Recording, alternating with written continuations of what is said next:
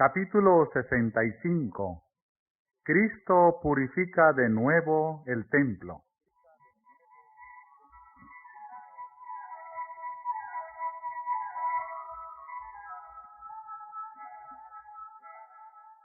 Al comenzar su ministerio, Cristo había echado del templo a los que lo contaminaban con su tráfico profano, y su porte severo y semejante al de Dios había infundido terror al corazón de los maquinadores traficantes. Al final de su misión, vino de nuevo al templo y lo halló tan profanado como antes. El estado de cosas era peor aún que entonces. El atrio exterior del templo parecía un amplio corral de ganado. Con los gritos de los animales y el ruido metálico de las monedas, se mezclaba el clamoreo de los airados altercados de los traficantes, y en medio de ellos se oían las voces de los hombres ocupados en los sagrados oficios. Los mismos dignatarios del templo se ocupaban en comprar y vender y en cambiar dinero. Estaban tan completamente dominados por su afán de lucrar que a la vista de Dios no eran mejores que los ladrones.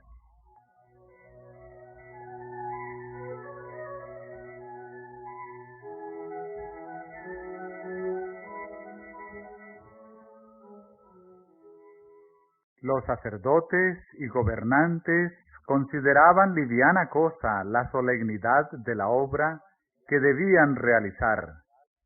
En cada Pascua y fiesta de las cabañas se mataban miles de animales, y los sacerdotes recogían la sangre y la derramaban sobre el altar.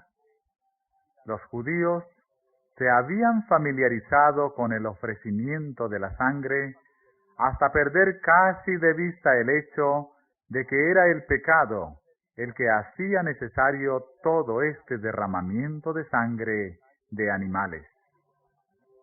No discernían que prefiguraba la sangre del amado Hijo de Dios, que había de ser derramada para la vida del mundo, y que por el ofrecimiento de los sacrificios los hombres habían de ser dirigidos al Redentor crucificado.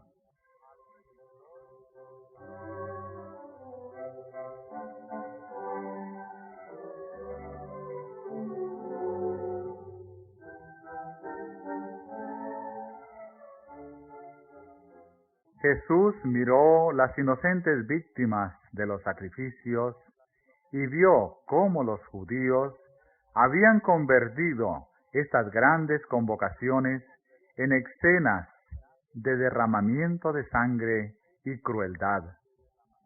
En lugar de sentir humilde arrepentimiento del pecado, habían multiplicado los sacrificios de animales, como si Dios pudiera ser honrado por un servicio que no nacía del corazón.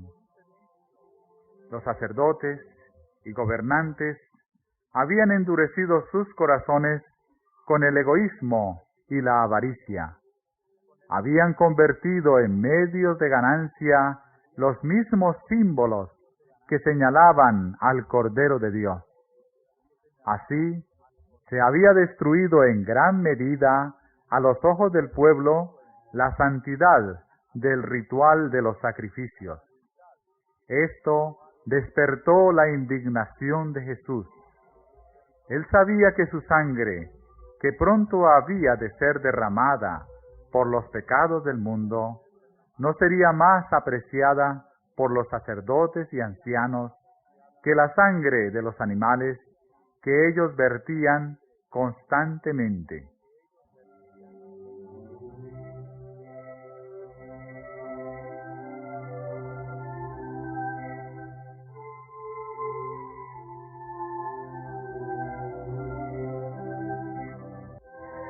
Cristo había hablado contra estas prácticas mediante los profetas. Samuel había dicho: ¿tiene Jehová tanto contentamiento con los holocaustos y víctimas como en obedecer a las palabras de Jehová? Ciertamente el obedecer es mejor que los sacrificios, y el prestar atención que el cebo de los carneros. E Isaías, al ver en visión profética la apostasía de los judíos, se dirigió a ellos como si fuesen gobernantes de Sodoma y Gomorra. Príncipes de Sodoma, oíd la palabra de Jehová, escuchad la ley de nuestro Dios, pueblo de Gomorra. ¿Para qué a mí, dice Jehová, la multitud de vuestros sacrificios? Harto estoy de holocaustos, de carneros, y de cebo de animales gruesos. No quiero sangre de bueyes, ni de ovejas, ni de machos cabríos. ¿Quién demandó esto de vuestras manos? Cuando vinieseis a presentaros delante de mí para hollar mis atrios. Lavad, limpiaos, quitad la iniquidad de vuestras obras de ante mis ojos. Dejad de hacer lo malo, aprended a hacer bien, buscad juicio, restituid al agraviado, oíd en derecho al huérfano, amparad la viuda.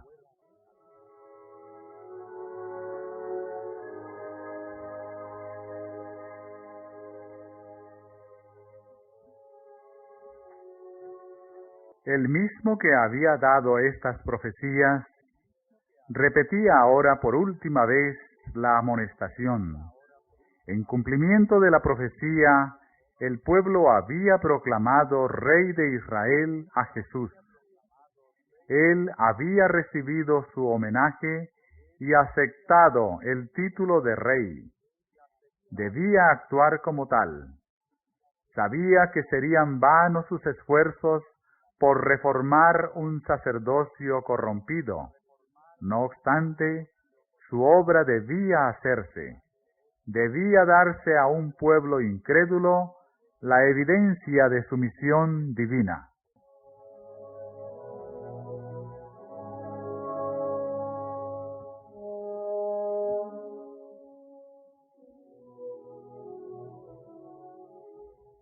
De nuevo la mirada penetrante de Jesús recorrió los profanados atrios del templo. Todos los ojos se fijaron en él.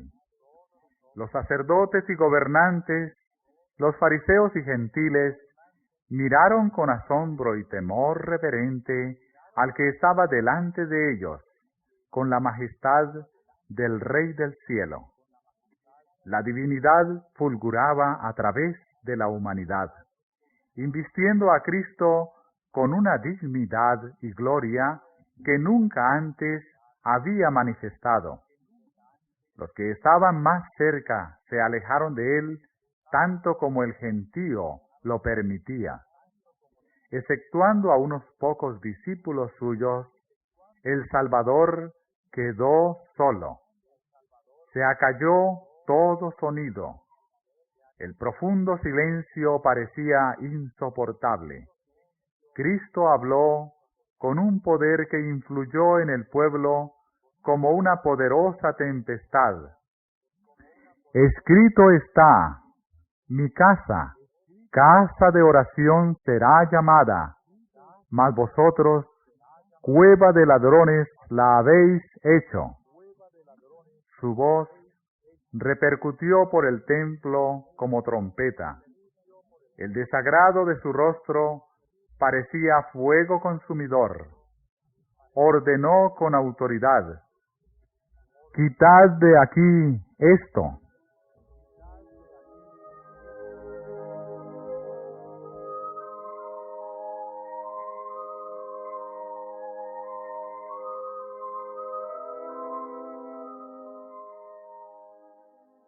Tres años antes, los gobernantes del templo se habían avergonzado de su fuga ante el mandato de Jesús. Se habían asombrado después de sus propios temores y de su implícita obediencia a un solo hombre humilde. Habían sentido que era imposible que se repitiera su humillante sumisión. Sin embargo, estaban ahora más aterrados que entonces y se apresuraron más aún a obedecer su mandato. No había nadie que osara discutir su autoridad. Los sacerdotes y traficantes huyeron de su presencia, arreando su ganado.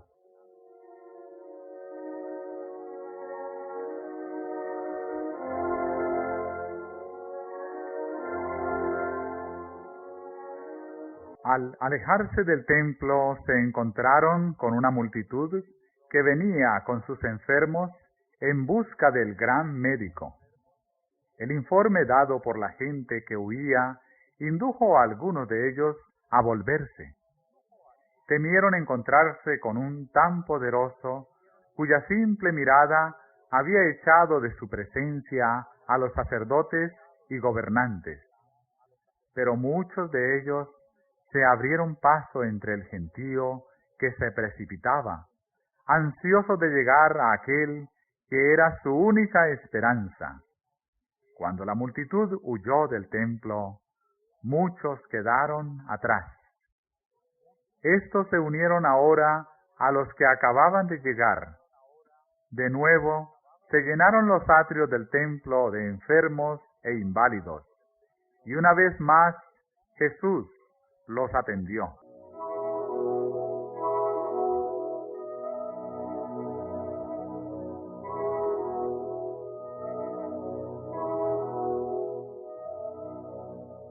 Después de un rato, los sacerdotes y gobernantes se atrevieron a volver al templo.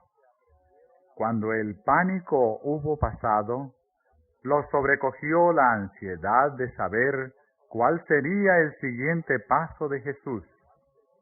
Esperaban que tomara el trono de David.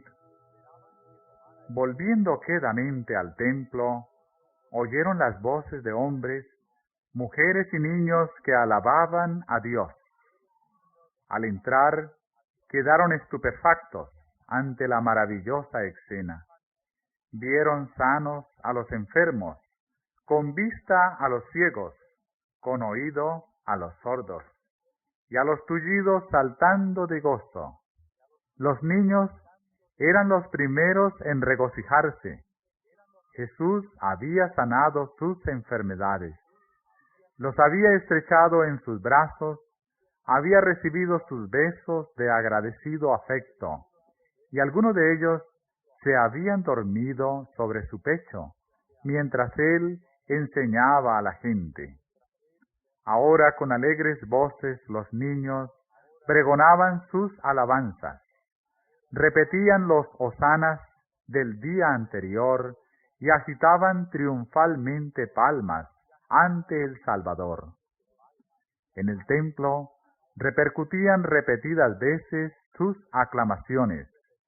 Bendito el que viene en nombre de Jehová.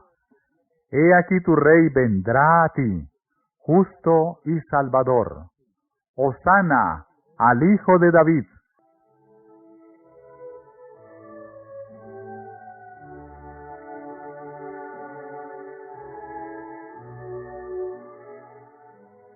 Oír estas voces libres y felices ofendía a los gobernantes del templo, quienes decidieron poner coto a esas demostraciones. Dijeron al pueblo que la casa de Dios era profanada por los pies de los niños y los gritos de regocijo. Al notar que sus palabras no impresionaban al pueblo, los gobernantes recurrieron a Cristo. ¿Oyes lo que estos dicen? Y Jesús les dice, sí, ¿nunca leísteis de la boca de los niños y de los que maman, perfeccionaste la alabanza? La profecía había predicho que Cristo sería proclamado rey, y esa predicción debía cumplirse. Los sacerdotes y gobernantes de Israel rehusaron proclamar su gloria, y Dios indujo a los niños a ser sus testigos. Si las voces de los niños hubiesen sido acalladas, las mismas columnas del templo habrían pregonado las alabanzas del Salvador.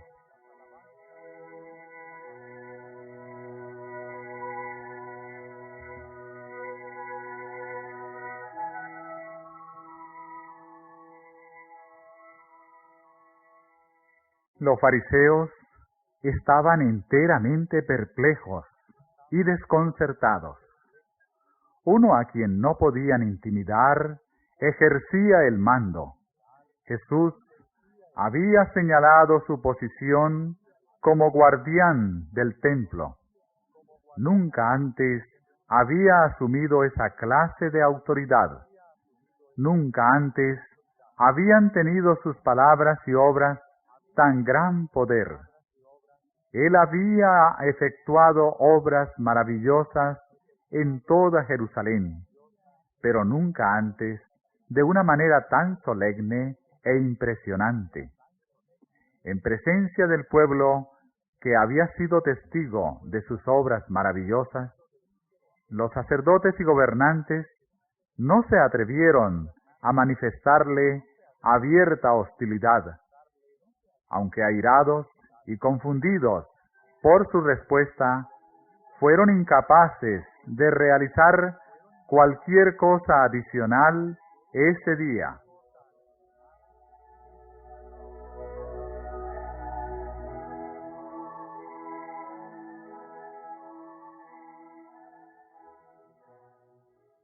A la mañana siguiente, el Sanedrín consideró de nuevo qué conducta debía adoptar para con Jesús.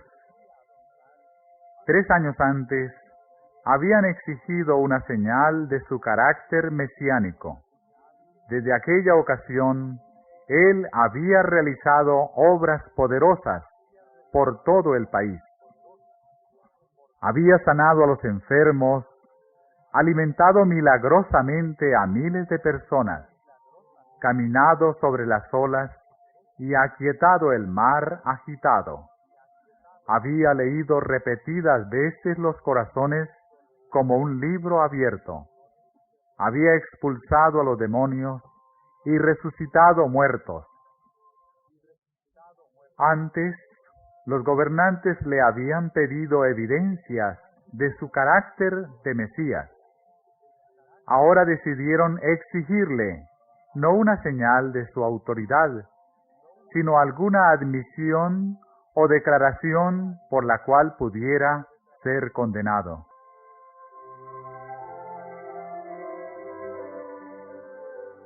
Yendo al templo donde estaba él enseñando, le preguntaron: ¿con qué autoridad haces esto? ¿Y quién te dio esta autoridad? Esperaban que afirmase que su autoridad procedía de Dios. Se proponían negar un hacer total. Pero Jesús les hizo frente con una pregunta que al parecer concernía a otro asunto, e hizo depender su respuesta a ellos, de qué contestaran esa pregunta. El bautismo de Juan, dijo, ¿de dónde era? ¿Del cielo o de los hombres?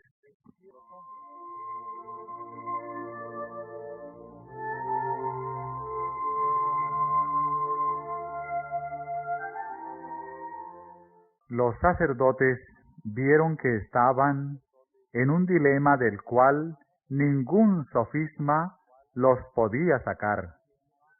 Si decían que el bautismo de Juan era del cielo, se pondría de manifiesto su inconsecuencia. Cristo les diría: ¿por qué entonces no creísteis en él? Juan había testificado de Cristo: He aquí el Cordero de Dios que quita el pecado del mundo. Si los sacerdotes creían el testimonio de Juan, ¿cómo podían negar que Cristo fuese el Mesías?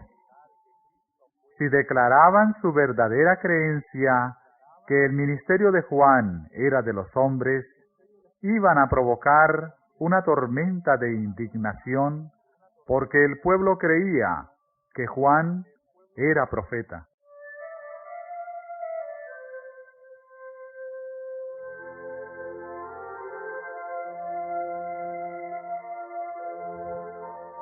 La multitud esperaba la decisión con intenso interés. Sabían que los sacerdotes habían profesado aceptar el ministerio de Juan y esperaban que reconocieran sin reservas que era enviado de Dios. Pero después de consultarse secretamente, los sacerdotes decidieron no comprometerse. Simulando ignorancia, dijeron hipócritamente: no sabemos. Ni yo os digo con qué autoridad hago esto, dijo Jesús.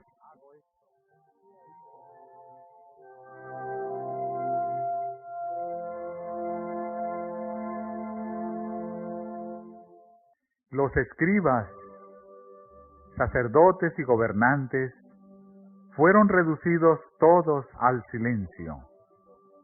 Desconcertados y chasqueados, permanecieron cabizbajos, sin atreverse a dirigir más preguntas a Jesús. Por su cobardía e indecisión, habían perdido en gran medida el respeto del pueblo, que observaba y se divertía al ver derrotados a esos hombres orgullosos y henchidos de justicia propia.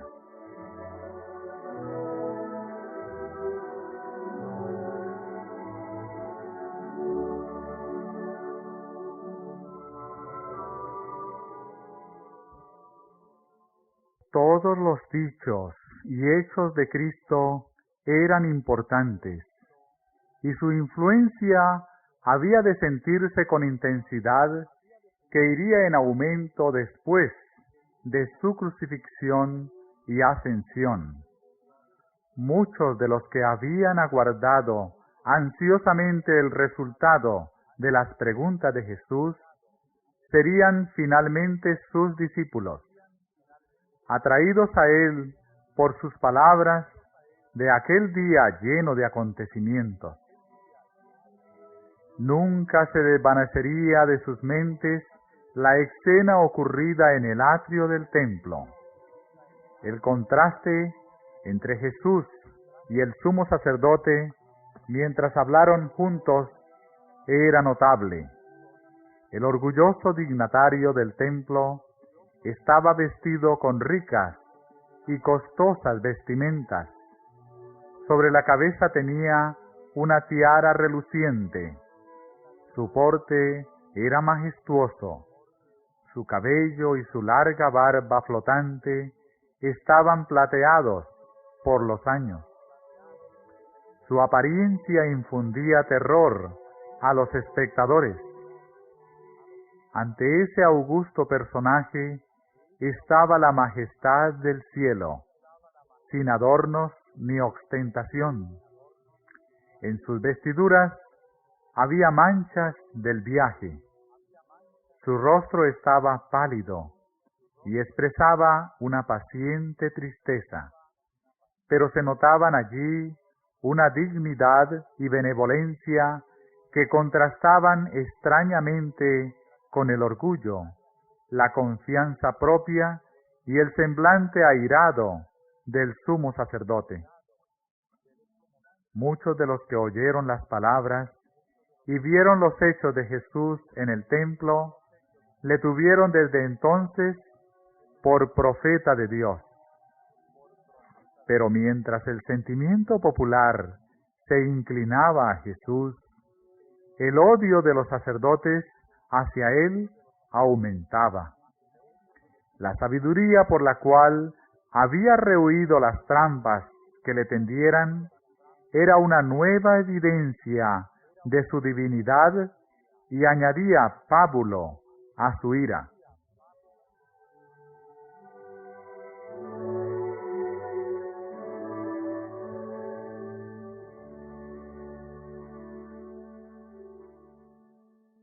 En su debate con los rabinos, no era el propósito de Cristo humillar a sus contrincantes.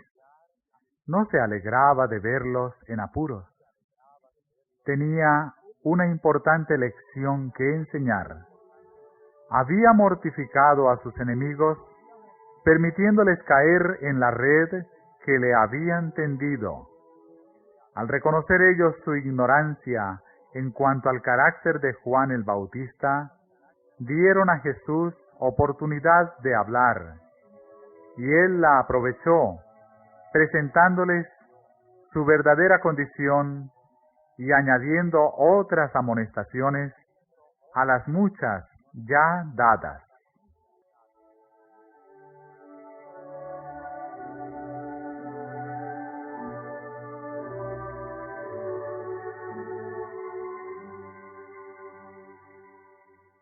¿Qué os parece? Dijo.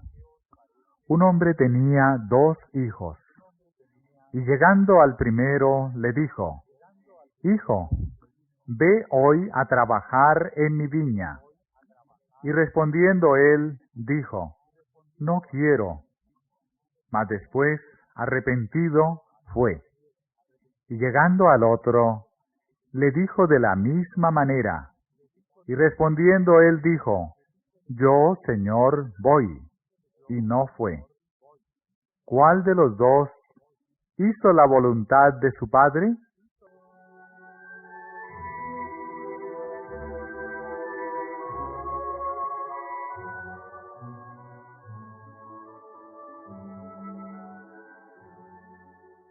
Esta abrupta pregunta sorprendió a sus oyentes.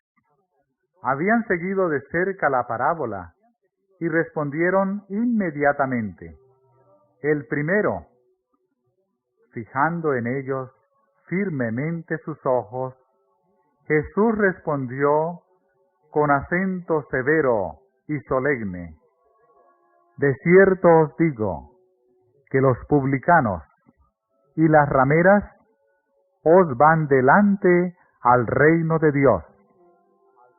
Porque vino a vosotros Juan en camino de justicia, y no le creísteis. Y los publicanos y las rameras le creyeron. Y vosotros, viendo esto, no os arrepentisteis después para creerle.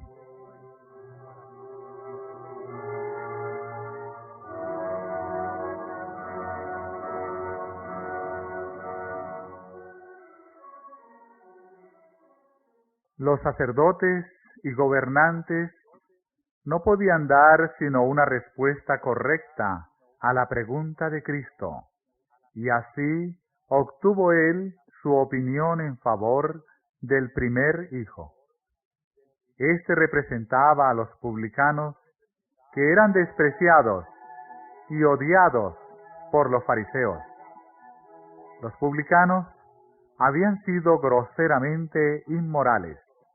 Habían sido en verdad transgresores de la ley de Dios y mostrado en sus vidas una resistencia absoluta a sus requerimientos. Habían sido ingratos y profanos. Cuando se les pidió que fueran a trabajar en la viña del Señor, habían dado una negativa desdeñosa. Pero cuando vino Juan, predicando el arrepentimiento y el bautismo, los publicanos recibieron su mensaje y fueron bautizados.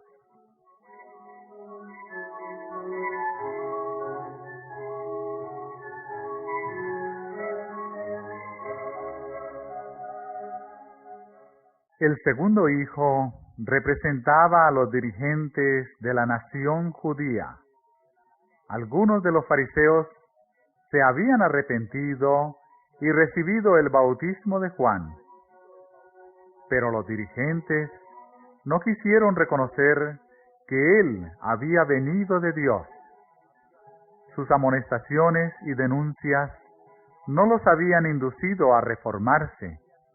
Ellos desecharon el consejo de Dios contra sí mismos, no siendo bautizados de él.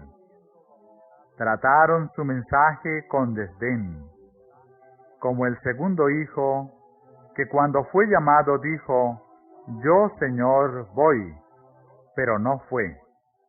Los sacerdotes y gobernantes profesaban obediencia, pero desobedecían.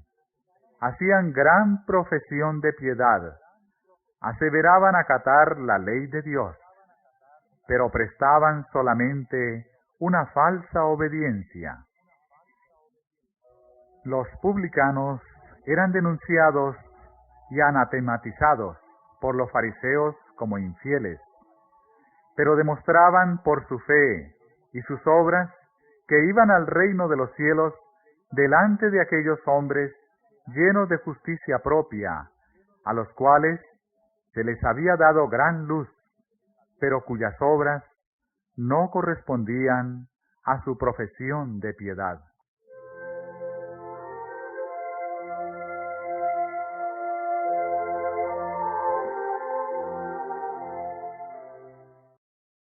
Los sacerdotes y gobernantes no estaban dispuestos a soportar estas verdades escudriñadoras. Sin embargo, guardaron silencio, esperando que Jesús dijese algo que pudieran usar contra él, pero habían de soportar aún más.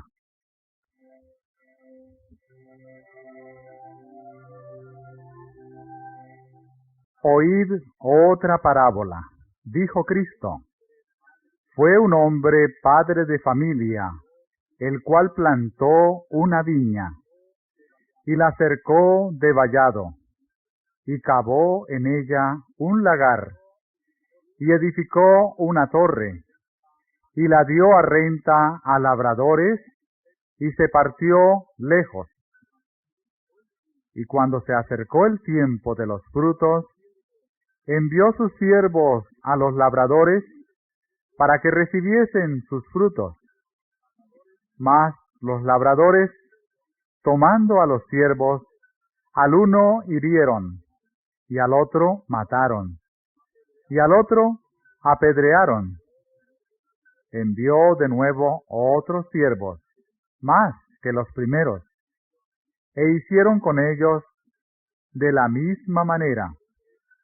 Y a la postre les envió su hijo, diciendo: tendrán respeto a mi hijo. Mas los labradores, viendo al hijo, dijeron entre sí: este es el heredero, venid, matémosle, y tomemos su heredad. Y tomando, le echaron fuera de la viña, y le mataron. Pues cuando viniere el señor de la viña, ¿qué hará a aquellos labradores?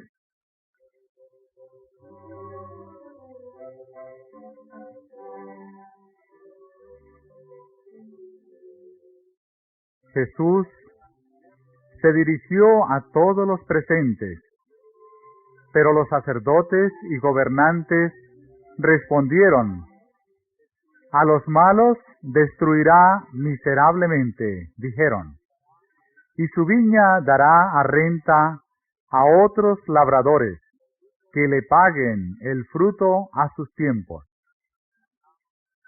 Los que hablaban no habían percibido al principio la aplicación de la parábola, mas ahora vieron que habían pronunciado su propia condenación.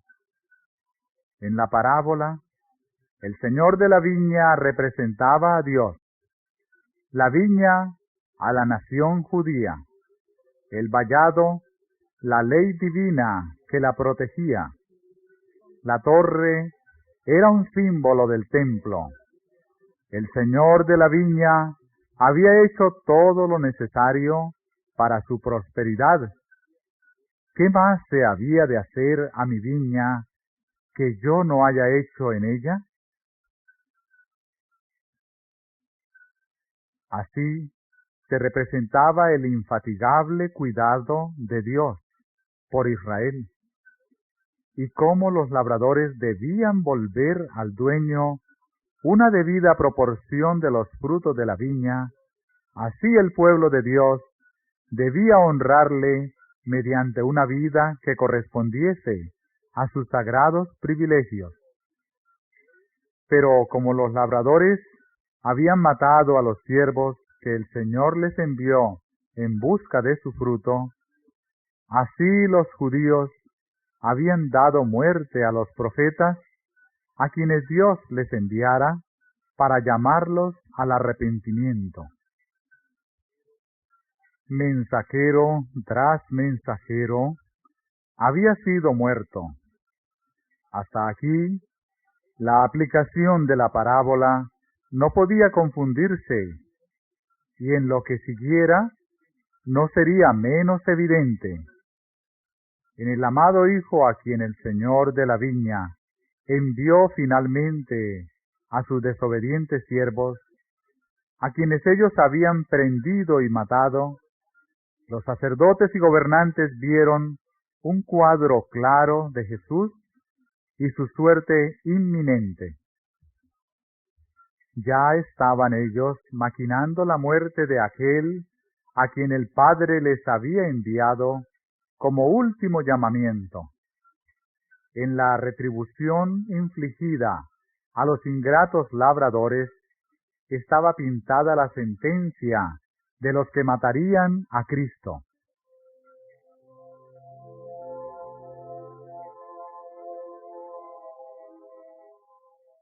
Mirándolos con piedad, el Salvador continuó: ¿Nunca leísteis en las Escrituras: la piedra que desecharon los que edificaban, esta fue hecha por cabeza de esquina? Por el Señor es hecho esto, y es cosa maravillosa en nuestros ojos? Por tanto os digo, que el reino de Dios será quitado de vosotros, y será dado a gente que haga los frutos de él. Y el que cayere sobre esta piedra será quebrantado, y sobre quien ella cayere le desmenuzará.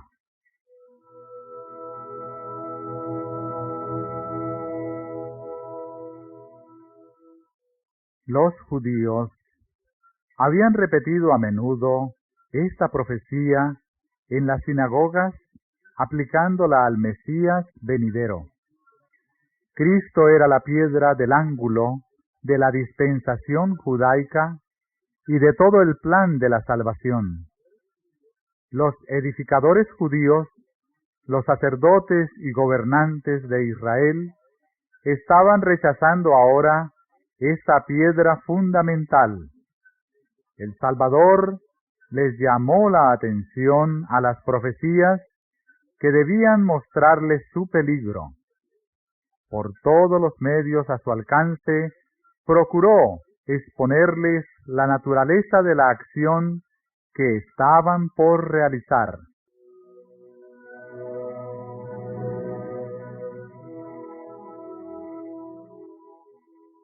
Y sus palabras tenían otro propósito.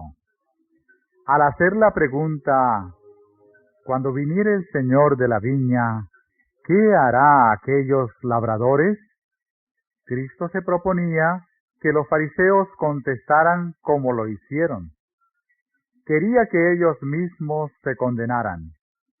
Al no inducirlos al arrepentimiento, sus amonestaciones sellarían su sentencia, y él deseaba que ellos vieran que se habían acarreado su propia ruina.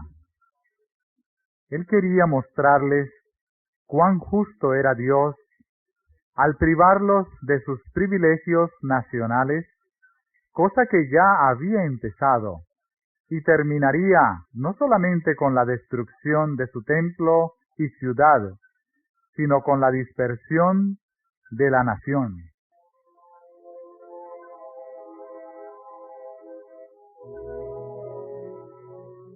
Los oyentes comprendieron la amonestación, pero a pesar de la sentencia que habían pronunciado sobre sí mismos, los sacerdotes y gobernantes estaban dispuestos a completar el cuadro diciendo: este es el heredero, venid, matémosle.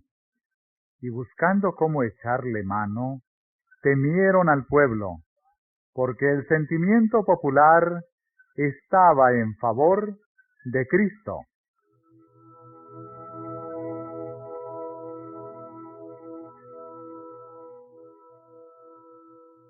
Al citar la profecía de la piedra rechazada, Cristo se refirió a un acontecimiento verídico de la historia de Israel. El incidente estaba relacionado con la edificación del primer templo. Si bien es cierto que tuvo una aplicación especial en ocasión del primer advenimiento de Cristo, y debiera haber impresionado con una fuerza especial a los judíos, tiene también una lección para nosotros. Cuando se levantó el templo de Salomón, las inmensas piedras usadas para los muros y el fundamento habían sido preparadas por completo en la cantera. De allí se las traía al lugar de la edificación, y no había necesidad de usar herramientas con ellas. Lo único que tenían que hacer los obreros era colocarlas en su lugar. Se había traído una piedra de un tamaño poco común y de una forma peculiar para ser usada en el fundamento. Pero los obreros no podían encontrar lugar para ella y no querían aceptarla. Era una molestia para ellos mientras quedaba abandonada en el camino. Por mucho tiempo permaneció rechazada, pero cuando los edificadores llegaron al fundamento de la esquina, buscaron mucho tiempo una piedra de suficiente tamaño y fortaleza, y de la forma apropiada para ocupar ese lugar y soportar el gran peso que había de descansar sobre ella. Si hubiesen escogido erróneamente la piedra de ese lugar, hubiera estado en peligro todo el edificio. Debían encontrar una piedra capaz de resistir la influencia del sol, de las heladas y la tempestad. Se habían escogido diversas piedras en diferentes oportunidades, pero habían quedado desmenuzadas bajo la presión del inmenso peso. Otras no podían soportar el efecto de los bruscos cambios atmosféricos. Pero al fin, la atención de los edificadores se dirigió a la piedra por tanto tiempo rechazada. Había quedado expuesta al aire, al sol y a la tormenta, sin revelar la más leve rajadura.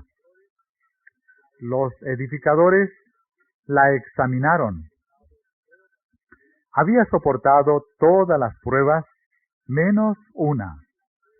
Si podía soportar la prueba de una gran presión, la aceptarían como piedra de esquina. Se hizo la prueba. La piedra fue aceptada. Se la llevó a la posición asignada y se encontró que ocupaba exactamente el lugar. En visión profética se le mostró a Isaías que esta piedra era un símbolo de Cristo. Él dice: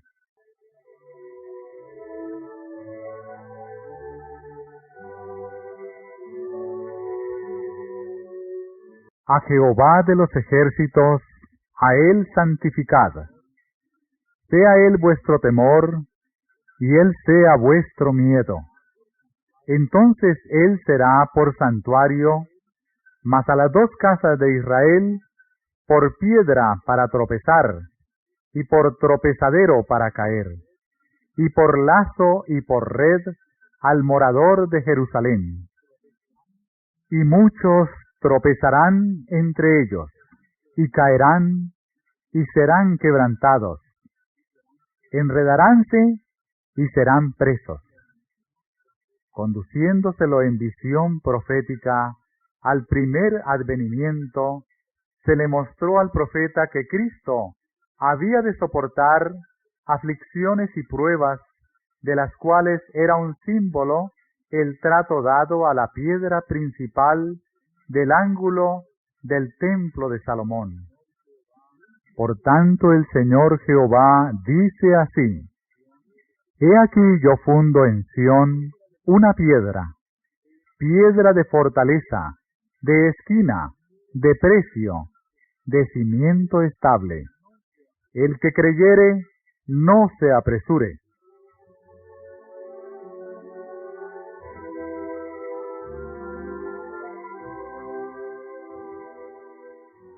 En su sabiduría infinita, Dios escogió la piedra fundamental y la colocó Él mismo. La llamó simiente estable. El mundo entero puede colocar sobre él sus cargas y pesares. Puede soportarlos todos. Con perfecta seguridad pueden todos edificar sobre él. Cristo es una piedra probada. Nunca chasquea a los que confían en él.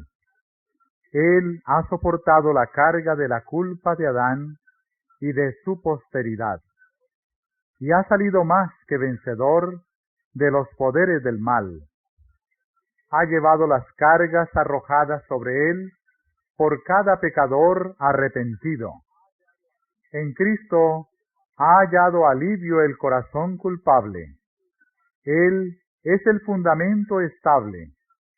Todo el que deposita en él su confianza descansa perfectamente seguro.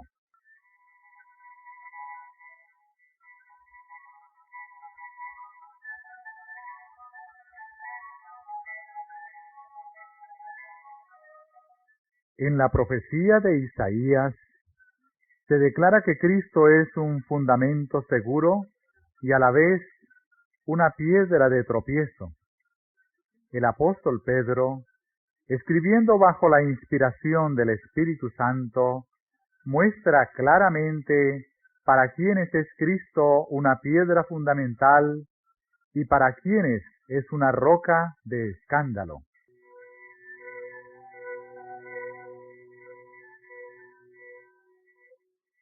Si empero habéis gustado que el Señor es benigno, al cual allegándoos piedra viva, reprobada cierto de los hombres, empero elegida de Dios, preciosa, vosotros también, como piedras vivas, sed edificados una casa espiritual y un sacerdocio santo, para ofrecer sacrificios espirituales, agradables a Dios por Jesucristo. Por lo cual, también contiene la Escritura: He aquí, pongo en Sión la principal piedra del ángulo, escogida, preciosa, y el que creyere en ella no será confundido. Ella es, pues, honor a vosotros que creéis, mas para los desobedientes, la piedra que los edificadores reprobaron, ésta fue hecha la cabeza del ángulo, y piedra de tropiezo, y roca de escándalo a aquellos que tropiezan en la palabra, siendo desobedientes.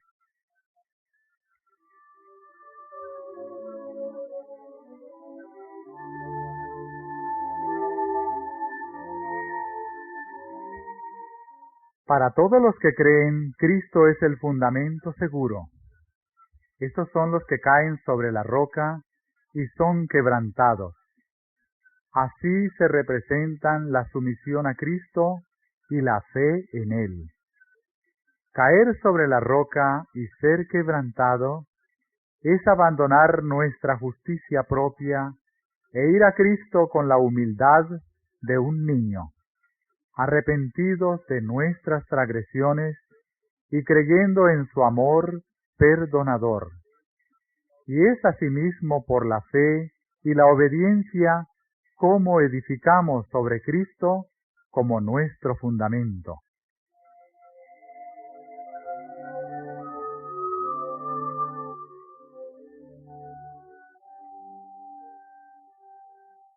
Sobre esta piedra viviente pueden edificar por igual los judíos y los gentiles. Es el único fundamento sobre el cual podemos edificar con seguridad.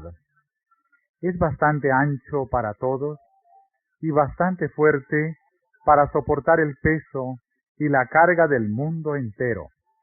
Y por la comunión con Cristo, la piedra viviente, todos los que edifican sobre este fundamento llegan a ser piedras vivas. Muchas personas se modelan, pulen y hermosean por sus propios esfuerzos, pero no pueden llegar a ser piedras vivas, porque no están en comunión con Cristo. Sin esta comunión, el hombre no puede salvarse. Sin la vida de Cristo en nosotros, no podemos resistir los embates de la tentación. Nuestra seguridad eterna depende de nuestra edificación sobre el fundamento seguro. Multitudes están edificando hoy sobre fundamentos que no han sido probados. Cuando caiga la lluvia, brame la tempestad y vengan las crecientes, su casa caerá porque no está fundada sobre la roca eterna, la principal piedra del ángulo, Cristo Jesús.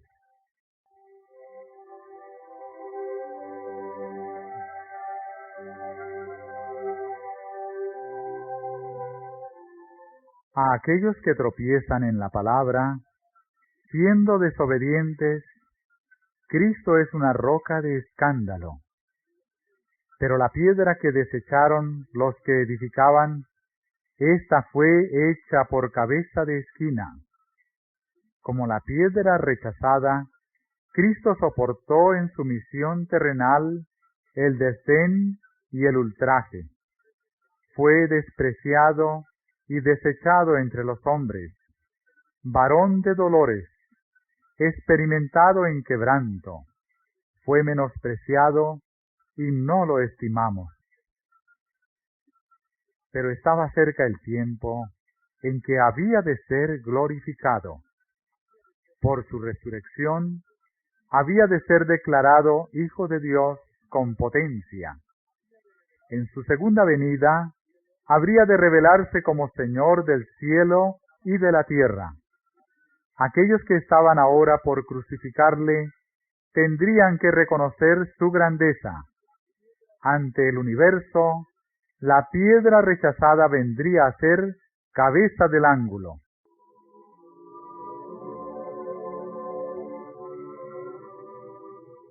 Y sobre quien ella cayere, le desmenuzará. El pueblo que rechazó a Cristo iba a ver pronto su ciudad y su nación destruidas. Su gloria había de ser deshecha y disipada como el polvo delante del viento. ¿Y qué destruyó a los judíos? Fue la roca que hubiera constituido su seguridad si hubiesen edificado sobre ella. Fue la bondad de Dios que habían despreciado, la justicia que habían menospreciado, la misericordia que habían descuidado. Los hombres se opusieron resueltamente a Dios, y todo lo que hubiera sido su salvación fue su ruina. Todo lo que Dios ordenó para que vivieran les resultó causa de muerte. En la crucifixión de Cristo por los judíos, estaba envuelta la destrucción de Jerusalén. La sangre vertida en el Calvario fue el peso que los hundió en la ruina para este mundo y el venidero. Así será en el gran día final, cuando se pronuncie sentencia sobre los que rechazan la gracia de Dios. Cristo, su roca de escándalo, les parecerá entonces una montaña vengadora. La gloria de su rostro, que es vida para los justos, será fuego consumidor para los impíos. Por causa del amor rechazado, la gracia menospreciada, el pecador será destruido.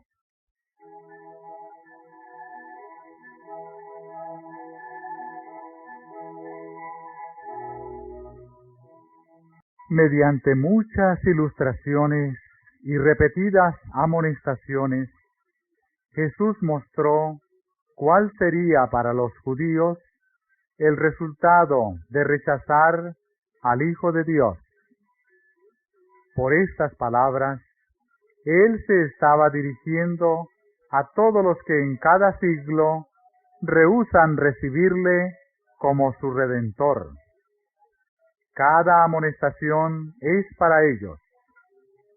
El templo profanado, el hijo desobediente, los falsos labradores, los edificadores insensatos, tienen su contraparte en la experiencia de cada pecador.